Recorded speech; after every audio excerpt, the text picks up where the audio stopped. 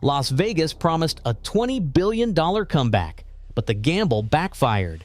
Visitor numbers just plunged 11%, over 1.5 million fewer tourists in 6 months, and a shocking 60% collapse in Canadian arrivals torched billions from city revenue. Tourists themselves are sounding the alarm as Vegas chases mega projects and loses its lifeblood. Why are visitors abandoning America's party capital, and what really triggered this downfall? The hard truth starts now. Just down the road, Elon Musk's Vegas Loop was supposed to be the city's answer to real transit. The promise? 90,000 riders an hour, self-driving Teslas, a frictionless subway beneath the Strip. The reality in 2025? 8 loop stations, 3 million annual riders, barely a trickle compared to the hype. Every car is still driven by a human. Tourists stand in unshaded lines, waiting 20 minutes for a 90-second ride. Reddit threads call it a taxi in a tunnel and slower than walking. One viral post reads, "I paid $10 to sit in traffic underground." Even Mayor Goodman shrugs. Moving 3 or 4 people at a time does not solve the problem. The Fontainebleau stands as a blue glass monument to overreach, a $3 billion promise frozen in time. Construction halted in 2009, just as the financial crisis gutted the Strip. For more than a decade, the tower loomed over Las Vegas Boulevard, empty and unfinished, its shell baking in the desert sun while rumors circled about buyers and bailouts that never came. Developers cycled through the property. Original builder Jeffrey Soffer lost control after bankruptcy, then billionaire Carl Icahn held it as a distressed asset, flipping it years later for a massive profit without ever opening the doors. Each new owner talked up grand visions, but the building sat lifeless, a silent warning to anyone betting too big on the next Vegas boom. Inside, escalators led to nowhere. Marble floors gathered dust. The project's debts piled up, over $2 billion owed to creditors, with lawsuits and liens stacking higher than the unfinished hotel rooms. Local planners and economic boosters tried to spin the tower as a future engine of jobs and tourism, but for most of the 2010s, it was just a 67-story question mark on the skyline. It finally reopened in 2023, but only after more than a decade of lost opportunity and ballooning costs. The Fontainebleau's long shadow became a mental model for every new mega project pitched in Las Vegas. Its empty frame reminded everyone, in this city, a single bad bet can linger for years, haunting the Strip and draining billions before the lights ever come on. Las Vegas once sold visitors on the promise of the future, a city where every new attraction was bigger, faster, and more spectacular. But for every headline-grabbing project that opened on time, there's a graveyard of failed bets scattered across the valley. The Las Vegas monorail was supposed to be a transit revolution. Built at a cost of $650 million, it opened in 2004, promising seamless travel up and down the Strip. Within months, technical breakdowns and falling ridership forced a shutdown. By 2005, the system limped back online, but the damage was done. Bankruptcy filings followed, and the monorail never hit its projected numbers. To this day, urban analysts point to the monorail as a cautionary tale, a flashy solution that never matched the city's needs, propped up by boosterism and wishful thinking. The monorail isn't the only skeleton left in the desert. Drive east of the Strip and you'll find half-finished condo towers, empty lots where luxury resorts were supposed to rise, and sun-bleached billboards advertising projects that never broke ground. Echelon Place, once pitched as the next billion-dollar resort, stalled at the foundation in 2008 and sat abandoned for years. Local planners and real estate experts track these sites as evidence of a deeper pattern. Vegas leaders betting on spectacle, then walking away when the math doesn't work. Each time, boosters promise that the next project will be different, but the skyline keeps collecting new reminders of past mistakes. The cycle repeats. A rush of hype, a scramble for funding, and too often a silent monument to risk that never paid off. The A's stadium deal was hammered out in a special legislative session in 2023, and the numbers are hard to ignore. The total bill lands at $1.75 billion, but $380 million comes directly from state and county coffers. money raised through a patchwork of bonds, tax credits, and local subsidies. John Fisher, the billionaire owner of the A's, committed just over $1 billion himself, but only after months of closed-door negotiations and public outcry. The stadium, set for the old Tropicana site, will hold 33,000 seats, the smallest in Major League Baseball. Lawmakers faced a barrage of lobbying from the team, resort giants, and business groups, all promising jobs and new visitors. But in the legislative minutes, doubts are everywhere. Rural Republicans and several Clark County Democrats tried to insert clauses to limit future bailouts. Union leaders called the job projections inflated. One assembly member put it bluntly, "We're subsidizing billionaire team owners while asking working families to pay $50 a day in resort fees. What happened to common sense?" The financing structure claims to shield taxpayers from cost overruns, but every dollar of the $380 million is a bet that stadium-generated taxes will pay the bonds back. If the crowds don't materialize, the risk falls on bondholders, or in the worst case, the public. The stadium's opening is slated for 2028, but the project's true cost, financial and political, is already being measured in headlines and angry social media threads. For locals, the message is clear. When the city gambles big, it's the public that covers the spread. Warner Brothers executives flew into Las Vegas in late 2024 with a promise: an $8.5 billion studio campus, billed as the city's ticket to Hollywood prestige and new jobs beyond the casino floor. The deal was trumpeted as a turning point, sound stages, production offices, and post-production suites rising from the desert, with a 2028 opening date circled in every press release. But by January 2025, the entire project was dead. Internal Warner Brothers discovery memos leaked to business reporters blamed the collapse on shaky financing, a missing package of state tax incentives, and lenders spooked by the studio's weak box office returns the previous year. Las Vegas officials received the news just days before construction was set to begin. Contractors who had already started hiring trades and prepping equipment got abrupt shutdown notices.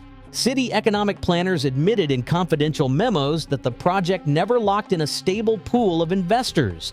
For weeks, rumors of late payments and no work guarantees had swirled among union leaders, but the speed of the pullout caught nearly everyone off guard. The fallout didn't stop at the main campus. Warner's $400 million plan for a smaller studio in Summerlin was also scrapped, with company representatives quietly telling local officials that no new investment would come before 2027, if ever. In the press, a local developer summed up the mood. "This exposes the myth of Hollywood diversification. We believed the hype, and it vanished overnight." The city's hopes to reinvent itself as an entertainment production hub evaporated, leaving another empty lot and a fresh entry in the ledger of broken promises. LVXP rises from the North Strip, a $6 billion gamble on spectacle and scale. The blueprints call for 2,605 rooms stacked 752 feet above Las Vegas Boulevard, with an 18,000-seat arena at its core, taller than anything else in Nevada. The developer group is local, but the money behind the project is a black box. No public subsidies, no disclosed lenders, no NBA team locked in. Industry analysts warn that if bookings fall short or arena deals stall, private financing could freeze overnight. The site itself has a haunted history. Other mega towers broke ground here, only to end up as empty shells or bare dirt. Every milestone is a trigger. Miss one and funding could vanish, leaving another glass monument to overreach. For all the money spent, these projects are still promises, not payoffs. If the tower stumbles or the loop stalls, billions more will sit idle, while the city scrambles for someone else to cover the bill. Official records from the Las Vegas Convention and Visitors Authority show a sharp reversal. In the first 6 months of 2025, visitor arrivals dropped by more than 1.5 million compared to the same period last year.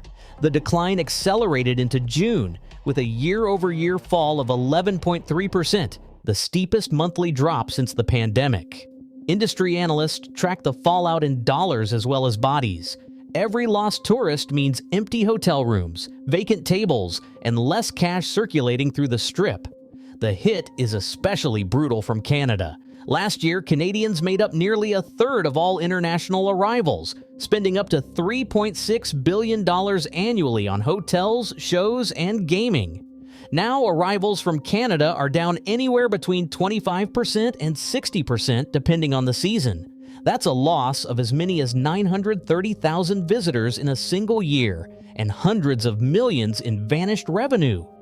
Travel agents report a wave of cancellations when total trip costs cross $1,800 Canadian dollars for a weekend. Once fees and taxes are tallied, Vegas is no longer a deal.